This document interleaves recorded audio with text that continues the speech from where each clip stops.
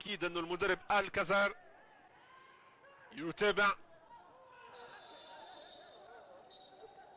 السيد لوكاس الكراز يتابع هذه المباراة.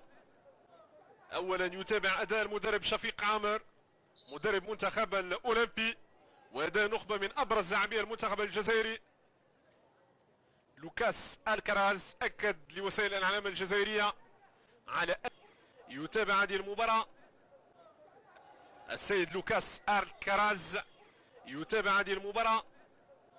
أولا يتابع أداء المدرب شفيق عامر مدرب منتخب الأولمبي، وأداء نخبة من أبرز لاعبي المنتخب الجزائري.